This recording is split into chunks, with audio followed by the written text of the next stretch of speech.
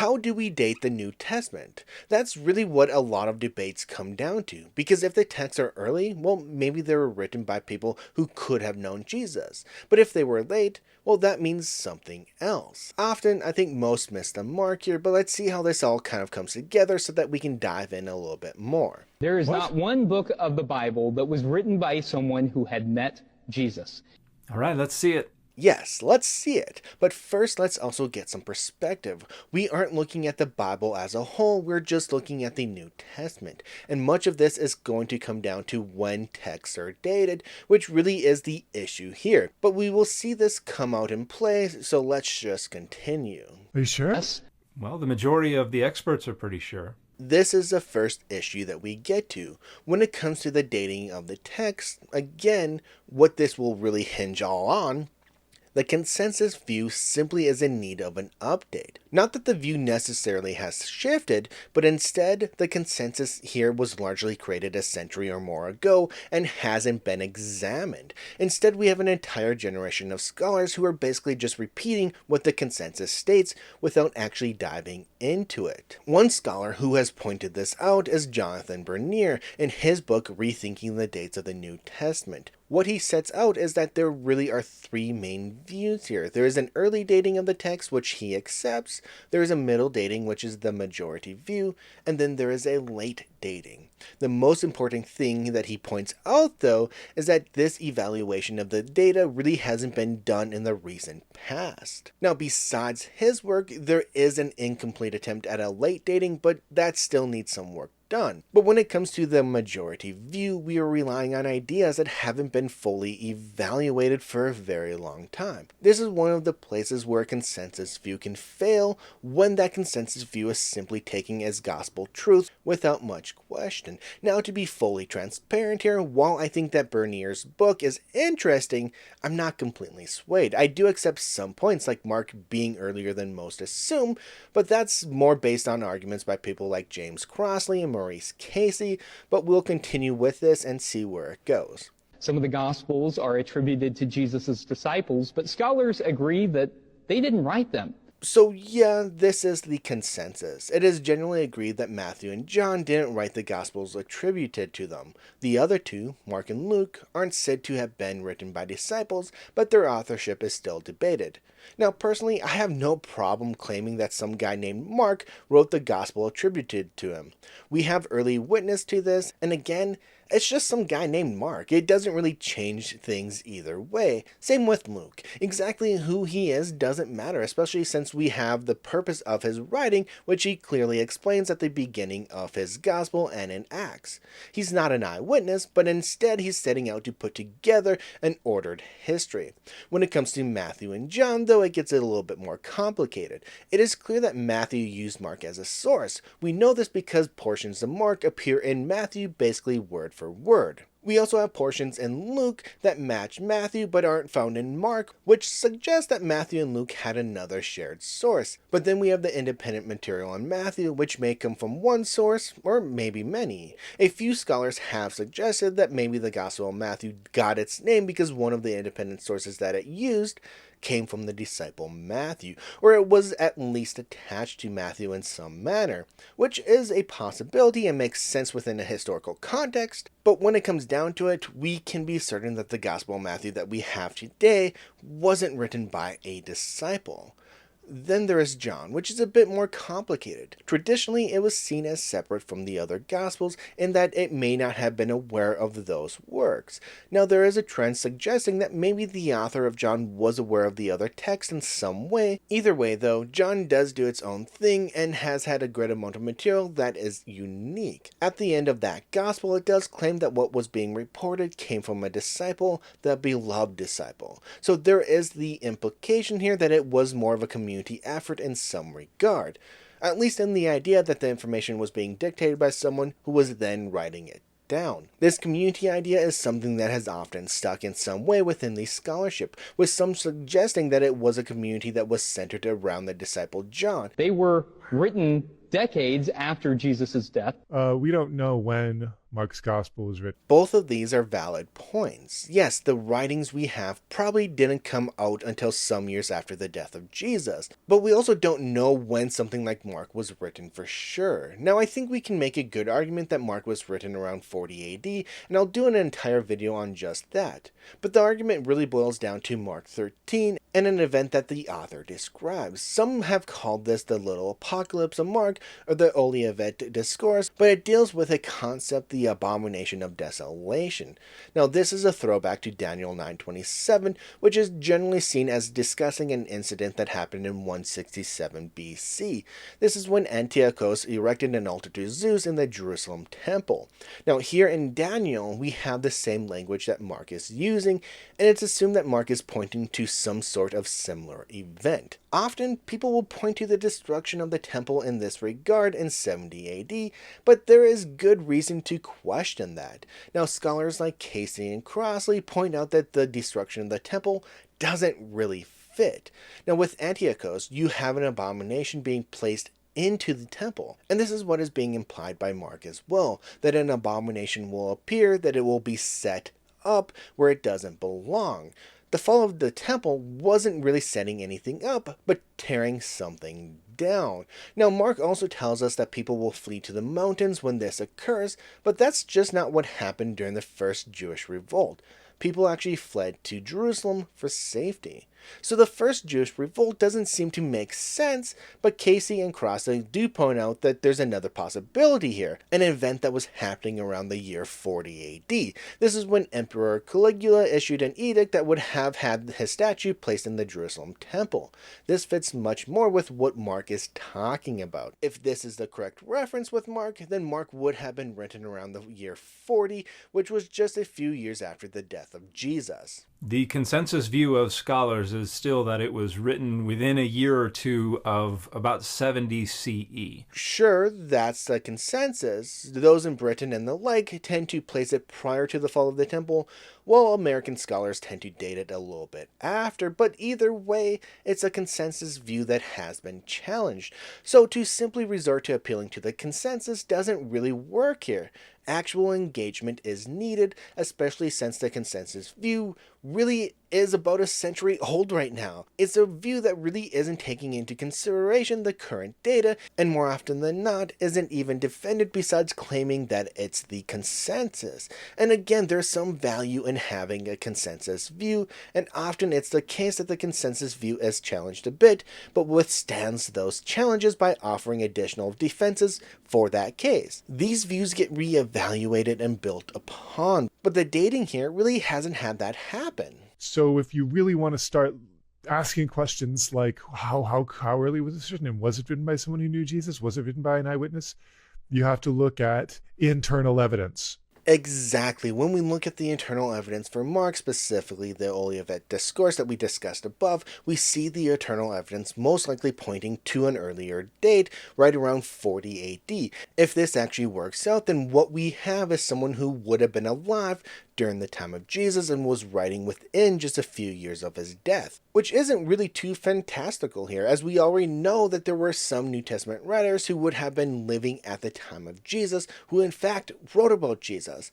Paul is the best example here. Now, Paul doesn't seem to have met Jesus, but he does meet the next best thing, the brother of Jesus and a few disciples. But then we also have possibly Hebrews, which could have been from the 60s. It's quite debated. The point is, we have a few writings from people who either lived during the time of Jesus, or at least could have. Now, some may correctly point out that I'm moving the goalpost a bit here. It's not whether they lived at the same time of Jesus, but if they knew Jesus. There's a reason that I've made this shift, though. Both individuals are missing the mark here. They are taking those texts out of the historical context, and they're debating about something that doesn't really make sense here. One, when we are looking at ancient writings like this, we are generally looking at community works. It's not like today when we sit down at a desk, write an article or a book, and that's that. Instead, we are often looking at someone dictating ideas that are being written down by scribes. Those scribes at times will remain very faithful to what is being said, but other times they take a bit more leeway. These works are then passed around. They can be added to or corrected. Sometimes they are products of an entire community who are working together to produce a work. Other times they are clipping from sources here and there and putting together something larger. And then we have to think about their sources. Take Paul, for example. He was around this new movement from really early on, first as someone who was persecuting it, and then as an apostle. He was around those who walked with Jesus, who lived their lives with Jesus, and he even records a variety of traditions that are handed down to him.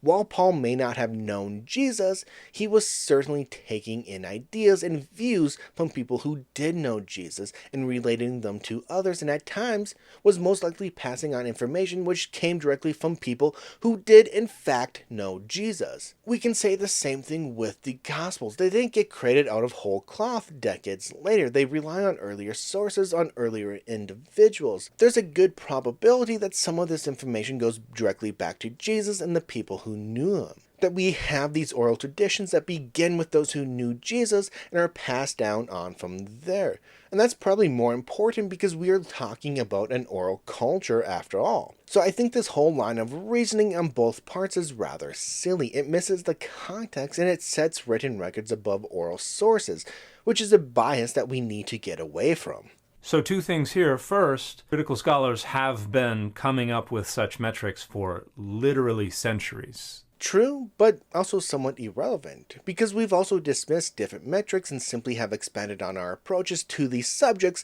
in just the last half century. It's one of the reasons that we can make breakthroughs today, so he's largely overstating the point here. Also, the other critter never said that we don't have metrics, or that we have to develop new ones. He's just saying that we have to find a metric that helps us make sense of all of this, which is exactly what we should be doing here. So Dan's objection here is rather odd. But second thing, determining whether or not it's plausible only tells you whether or not it's plausible. Dan is being pedantic here. Plausible largely means, in this context, something that seems reasonable or probable.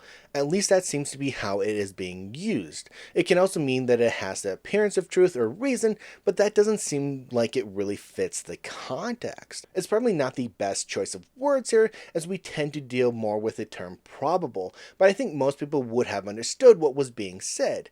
Being overly pedantic doesn't help anyone and seems quite deceptive at best. It just seems to miss the point completely, because in context, it seemed clear that what the other creator was saying was that we need to find metrics, and specifically ones that deal with the internal evidence, to figure out whether or not it was plausible or probable or reasonable to assume that the author could have known Jesus. Now, anyone who has a background in history will know that this is largely as far as they can go. We never get to 100% certainty or probability within history.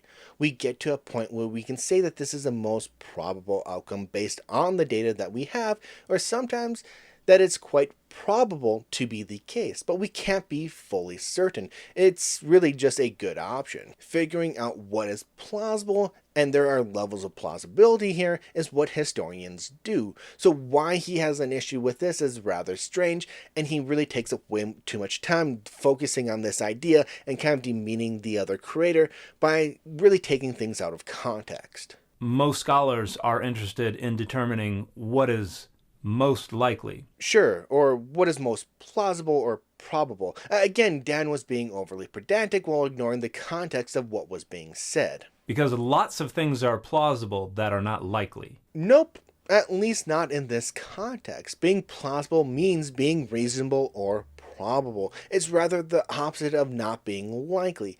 Context is key here. Was the word choice rather poor? Yes, but we can still figure out what this individual meant. That's how communication and language works. Sometimes we use words that aren't best suited in a time and place, but to then become overly pedantic about it in a way that allows you to misrepresent the actual argument and really avoid actually diving into the topic is just nonsense. It's gatekeeping through language and really has no place here. And if all you're aimed at is trying to determine what's plausible, well, then you're going to be mired in an apologetic methodological tangle where all you're trying to do is gin up the tiniest little sliver of, well, it's not impossible. And if you're overly pedantic, you're going to miss the forest for the trees while creating an argument that borders on an ad hominem or a straw man, because all you're doing is discrediting an idea not based on what is being communicated, but on an overly rigid adherence to using the proper terminology correctly in a way that suits you. Dan, up to this point, hasn't even addressed the actual issues. He's appealed to consensus and then missed the point of what was being said because he was being too pedantic. He can do better than that. The majority of scholars agree that the Gospels were not written by eyewitnesses. Back to the appeal to consensus. So prior to this, he talks about different metrics and ideas that can be used, but he never expands on those or mentions anything specifically. He mentions how scholars have been doing this work for a long time and have a consensus, but he doesn't explain what they are doing or anything like that. He just keeps appealing to the consensus rather blindly here. The argument largely is, just trust the consensus, because they have ways of figuring this out. But I'm not going to actually talk about that in any way, shape, or form. Just simply believe that the consensus is right because it's the consensus. It's the same thing apologists do with the Bible. They argue that you have to believe the Bible because it's the authority. Dan is simply switching one authority to another. Instead of the Bible, it's a consensus, and from there, you don't need to explain anything. That's what Richard Bauckham did. He's like, okay, we have manuscripts, whatever, we can date them, but what does the text itself reveal to us about its author and what that author knew? Just for the sake of transparency, I have not read Bauckman's book here. Now, I love this topic, but the reviews for that book were questionable at best, so I didn't think it was really worth my time and effort to really go with that book. But if the argument is simply, well, you need to look at the text to see what it actually reveals, well, then yes, you should be doing just that. This is exactly what scholars like Casey and Crossley did, and how they came up to the conclusion that Mark was written around 40 AD. Now, the problem here is that it's largely only those who are pushing for an early dating, and oftentimes this is based on dogmatic beliefs, who are writing these books. Scholars in the consensus haven't been doing the work themselves to shore up their position and provide reevaluations of these cases. If the position of the consensus is simply, well, this is a consensus view, even though there are other scholars who are writing peer-reviewed pieces about why a different dating system works, well, that's a problem. So Bauckham's not doing something that has never been done before. Bauckham's not arriving at conclusions that have never been arrived at before. Bauckham is doing what more conservative and apologetic authors do, and Bauckham's theories, Bauckham's conclusions, Bauckham's arguments have not shifted the consensus of the field. So Dan's argument is largely critical scholars are not persuaded and his views haven't changed the consensus. Then he kind of just writes him off as being an apologist. And in the end, what you have here are just two individuals appealing to their own authorities, one to Bauckman and the other to the consensus. Now sure, Bauckman didn't do anything truly unique. So what? That's generally not how scholarship works in any way. Instead, we tend to see a more slow progression. To be fair to Bauckman, he did engage with the critiques and responses to his work, so it wasn't necessarily an academic dead end. From there have been some scholarship that has built upon some of the ideas that Bauckman has put out.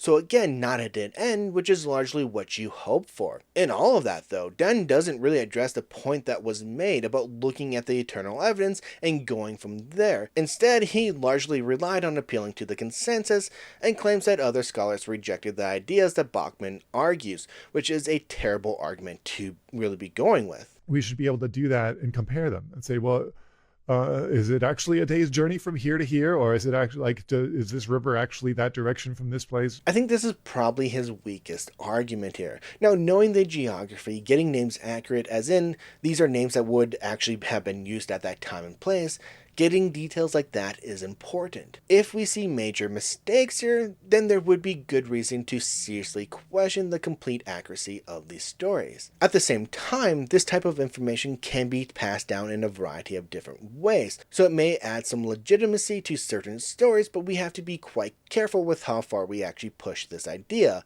Now let's see what Dan has to say. But knowing the geography, or knowing what names were in use in this time period, is what I referred to earlier as local color. which certainly suggests a familiarity with the area and with the time period, but not necessarily because of eyewitness testimony. So we are pretty much in agreement here. It tells us that the information is at least accurate within the context, but why it is accurate can be for a variety of different reasons, such as being local knowledge that is being incorporated into the story. But we also have to realize that much of this information is really only going to be known on a localized level. It's not like today when I could write an entire fictional story that is based in France, somewhere I've never been, but I could still make the details incredibly accurate. We have tools today that we can actually use to check those details. I could use Google Maps and get all the geography correct with little problem, but that's not even remotely true for the ancient world. And when it comes to the Levant as a whole, there is good reason to think that if someone is getting the details correct, they are relying on people who have actually been there, who actually know the place and the time that these things are being set in. There really aren't any good sources that they could have used in order to fake this sort of information. Now, that doesn't mean that these stories necessarily come from eyewitnesses, but that the stories are at least being influenced by people who were in the area around that time. Because you can point to Spider-Man or Daredevil or comic books that are set in real places. This is an incredibly inaccurate analogy. Context matters. The people creating comics today, or even throughout the 20th century, they had resources they could have used to actually get these details correct without ever being in those locations, so it's not really a fair comparison here. Also, you have genre, which is going to matter here quite a bit. Those comics can just make up names or the like, and because of the genre, it doesn't necessarily matter. With the Gospels, if the writers were just making up names or the like that didn't fit the historical context, the time, and the place, then it would actually matter quite a bit. It's just a bad comparison. So again, this is just pointing to the existence of local color, which certainly is evidence that there might be a greater familiarity with the region and the time period than some critical scholars had suggested from earlier periods. It definitely suggests that there was some familiarity with these places, or that the familiarity was passed on through the oral tradition. It suggests quite clearly that these stories at least originated in that time and place, or originated with people who knew that area during that time. And this is rather significant because it places us all within a historical context that is rather limited. If someone was attempting to even get all these details correct solely based on information available after 70 AD, they would have serious issues. With the First Jewish War, that world was largely changed, not only geographically, with the destructions of towns and the like, but also politically and theologically. It's not like these writers could have just scoured through local resources in order to get a better idea or the layout of this entire area, as we don't really have evidence that such resources would have even existed. So the information we do have internally does suggest quite a bit. Does it mean that we have eyewitness reports? No, that would be assuming too much, but it does place the writings in general time and place. And Baucham's like, it looks like whoever wrote the Gospels, the four canonical Gospels, had a familiarity with the geography of Israel.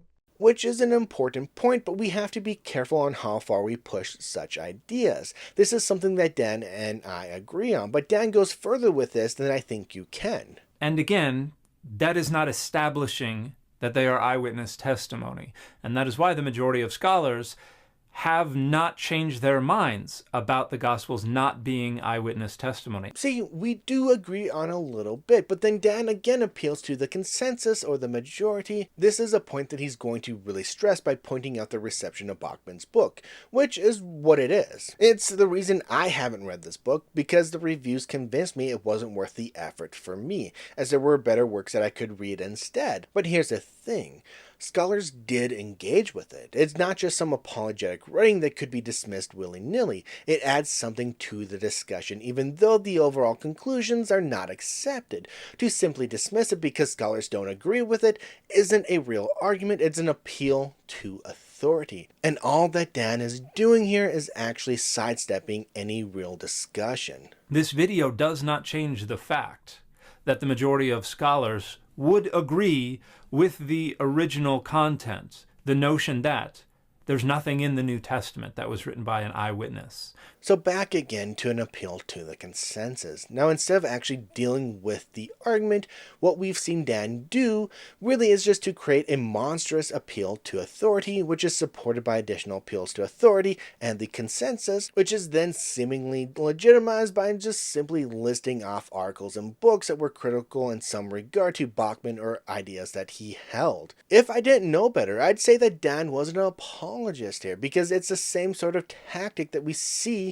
with apologists all of the time, where no real argument is put forth, but we just get a consistent appeal to the consensus without really diving into anything. And this video, by just appealing to Richard Bauckham, and all Dan really did was appeal to the consensus. No case was made besides the consensus is this, or the majority of scholars have this view, or scholars were critical of Bachman. You can't debate a bad premise, you can't refute a faulty argument by using the same sort of logic and reasoning that they are using. And it doesn't really make a good case that this content creator is very familiar with the research that is out there. So after all of that, Dan leaves off with an ad hominem. Instead of really addressing the topic, he skips all of that for one long appeal to consensus and then demeans the other creator by saying that he's ignorant.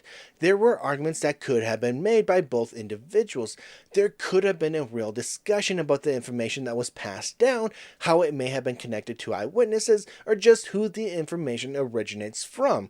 I mean, after all, there is very good reason to assume that the information originated from the Levant during the first half of the 1st century, around the time of Jesus. We could have also discussed the actual dating process and look at the eternal evidence, such as I did for the Gospel of Mark. We could have even discussed the metrics that were used instead of simply claiming that scholars have a bunch of them that they have been using for a long time. There just wasn't anything of note here. This isn't how these discussions should be had, as it comes down to just claiming one authority is better than another. And in the end, what does it actually accomplish?